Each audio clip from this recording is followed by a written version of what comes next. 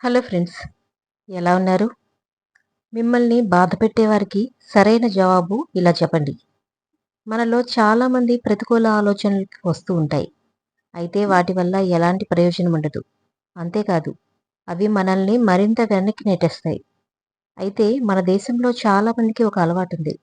తాము బాగుపడకపోయినా పర్వాలేదు, తమ ఎదుటివారు మాత్రం బాగుపడకూడదు. ఇలాంటి అలవాట్ల వల్ల మనలో చాలామంది జీవితంలో పైకి ఎదగలేకపోతున్నారు. మనం ఎప్పుడూ ఏ పని చేసినా కొంతమందికి అస్సలు నచ్చదు. అందుకే వారు మనకు నచ్చినా కూడా మనకది నచ్చకుండా చేయటానికి రకరకాల పోలికలు, ఎన్నో కారణాలు చెబుతూ ఉంటారు. చివరికి వారి పంతం నెగ్గేలా ప్రయత్నిస్తారు. ఇలాంటి వారిలో బంధువులు ఎక్కువగా ఉంటారు. అంతేకాదు, మన వ్యక్తిగత జీవితంలోని ప్రతి విషయంలోనూ తలదూర్చి అనవసరంగా మనల్ని ఇబ్బంది పెడుతూ ఉంటారు. నా చావు నేనే చస్తా అన్నా కూడా అస్సలు వినరే. ఎందుకంటే మనల్ని బాధ పెట్టడమే వారి పని కాబట్టి. ఇలా మీరు నిత్యం ఇలాంటి వారి గురించి బాధపడుతున్నారా? అయితే ఇలాంటి వారిని వారి దారిలోనే వారిని ఎలా బోల్తా కొట్టించాలో చాణక్యుడు కొన్ని చాణక్య నీతులు చెప్పాడు. అవేంటో ఇప్పుడు చూద్దాం. బాధ పెట్టేవారిని గుర్తించాలి. ముందుగా మీ చుట్టూ ఎవరైతే నెగిటివ్‌గా ఉన్నారో వారిని మీరు గుర్తించాలి. ఎందుకంటే వారు ప్రతికూలంగా మాట్లాడి మిమ్మల్ని ఎప్పుడూ నిరుత్సాహపరుస్తూ ఉంటారు. ఎప్పుడూ ప్రోత్సహిస్తూ ఉంటారు. అంతా తమకే తెలుసన్నట్లు ప్రవర్తిస్తుంటారు. ఇలాంటి వారి మాటలు విని చాలామంది తమ లక్ష్యాలను అధిగమించలేకపోయారు. మానసికంగా బలహీనంగా ఉండడం. దుర్జనేషు చ సర్పేషు వరం సర్పో న దుర్జనః. సర్పో దశాటి కాలేన్ దుర్జనస్తు పదే పదే.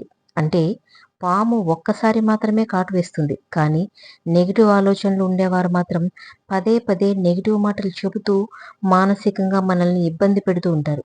ఇది నెగిటివ్‌గా ఉండేవారి లక్షణం. సహజ ప్రవర్తన. ఈ ప్రపంచంలో అందరికీ అన్ని విషయాలు నచ్చాలని ఎలాంటి రూల్ లేదు.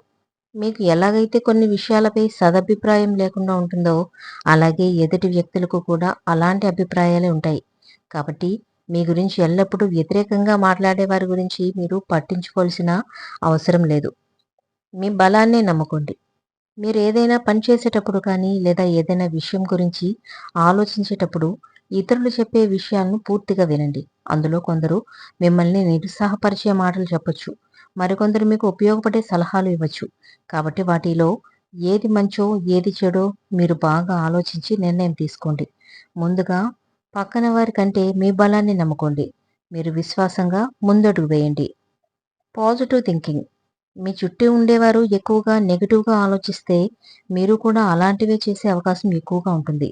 అందుకని మీరు అలాంటి వారి పట్ల ఎప్పుడూ అప్రమత్తంగా ఉండాలి. ముందుగా మీరు మీ మనసులో పాజిటివ్ థింకింగ్ గురించి ఆలోచించాలి. ఎందుకంటే నెగెటివ్ థింకింగ్ వల్ల ఎలాంటి ప్రయోజనాలు ఉండవు. కొన్నిసార్లు నెగెటివ్ అయి అయితే కొన్ని సందర్భాల్లో నెగెటివ్ ఆలోచనలు కూడా అవసరమవుతాయి. ఎందుకంటే మీ చుట్టూ ఎప్పుడూ సానుకూల వ్యక్తులు, సానుకూల శక్తి ఉంటే మీకు ఓవర్ కాన్ఫిడెన్స్ ఏర్పడొచ్చు. నేనేదైనా చేయగలను, నాకెదురు లేదు అనే అవకాశాలున్నాయి. అందుకే అప్పుడప్పుడు నెగెటివ్ ఆలోచన చేస్తే ఓవర్ కాన్ఫిడెన్స్ నుండి దూరంగా ఉండొచ్చు. దీనివల్ల మీ జీవితంలో ఫెయిల్యూర్స్ చాలా తక్కువగా ఉంటాయి.